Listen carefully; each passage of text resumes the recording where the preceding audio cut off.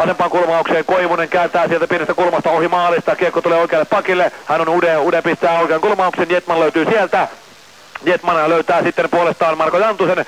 Marko Jantunen maalinnusta ruuhkaan. Ja kiekko pyörii siellä maalissa! Siellä se on Patrick Jetman. On se Patrick Jetman. Patrick Jetman on siellä Wikmanin selän takana ja sama resepti näyttää purevan myös toiseen päähän. Ainoastaan sellainen pikku pomppu ropeli viivastaa ja Patrick Jetman on kaveri, joka viimeistelee Wikmanin selän takaa Pelikanssin toisen maalin. 44. Se ei kestänyt kun 42 sekuntia, niin seuraava maali syntyi 4-2.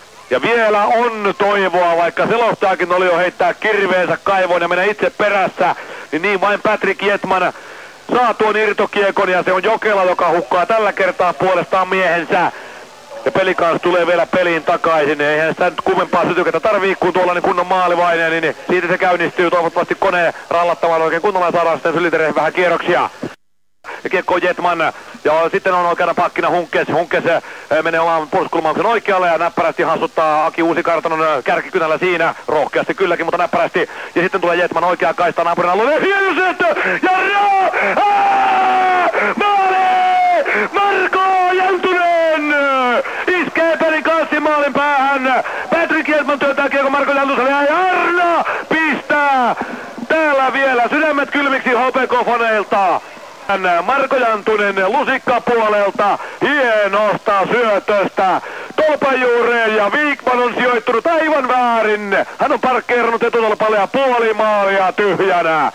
Ai pojat, hieno homma. 4-3, tästähän saatiin vielä peli.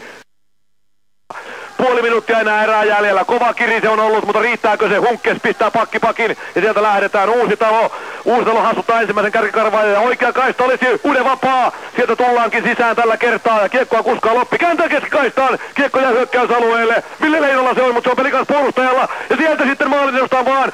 Sieltä se kun tulee oikean kulmaukseen, kiekko pelataan. Ja siellä on Matias Loppi. 10 sekuntia erää jäljellä ja ottelua. Matias Lopelle vetopaikka pelataan. Ja Matska menee ja vetää. Vielä tulee. Mutta Viiman kestää maalin takana Karo Koivunen. Ja vielä on Marko Jantusella tekapaikka. Vielä. Ja se on siinä. Se on siinä. Ai luoja sentää. Viimeinen sekunti. Tasapeli 4-4. Ei ole kuin se joudutaan jännittämään. Täällähän tietenkin toiset näyttävät, että ei ole, mutta Summeri ei ollut soinut pojat. Se on viimeisiä kymmenyksiä. Ja kyllä sen täytyy olla. Siellä Toivola käy kertomassa, kuka sen meille tekee. Kuka sen pisteen tuo Lahteen. Sen tuo miehistö nimeltä Pelikans. Oi mikä peli ja hiki ja pulssi on sen mukainen. Aivan fantastinen taistelu viimeisessä erässä. Miksi se maali ei tule sinne tauluun? Anna arvo kaverillekin. Kyllä minäkin kehon silloin, kun toinen on ylivertainen. Luoja paratkoon, viimeisellä sekunnilla se tulee, viimeisellä kymmenyksellä se tulee, kenties viimeisellä sadasosalla, eikä ole ainoa kerta, Jyppiä vastaan tehtiin sama homma. Olli Julkunen, oi kiitos Julle, erittäin tärkeä maali, sillä tuli ainakin piste, kauden 14 pömpeli.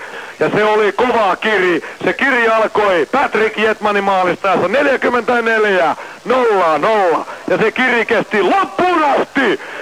Kohta mennään jatkoajalle. Kerhonpojat ovat ihmeissään, että miten tässä näin pääsi käymään. Kylläpä oli taistelu, mutta kyllä on muuten pusero märkä, ei voi mitään. Ensimmäinen erä oli täysin Kerhon heiniä.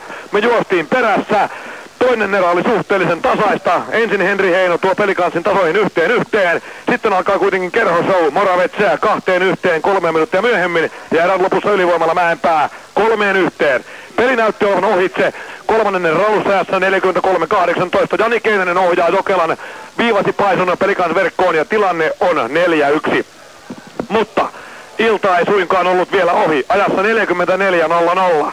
Alkaa tapahtua ihmeitä. Patrick Jetman viivasipaisu, oikea pakki heittää kiekon Wikmanin nenän eteen, se pomppaa, kiipeää jotenkin patjan yli ja siellä on Päri päivystämässä ja pistää kyllä kiekona sinne kassiin vuoren varmasti sieltä tolpan juuresta 4-2 ja näyttihän se vielä pitkältä se etumatka, mutta mitä ihmettä, kun päästään ylivoimalle niin Marko Jantunen Aivan käsittämättömästi päästään kävelemään kaverin alueelle. Keskikaistaa Patrick Hietman, loistava syöttö.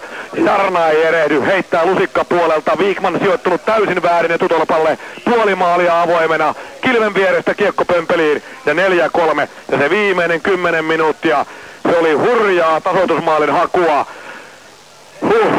Sentään. Nyt jatkoajalle erinomainen piste tästä saalistettiin.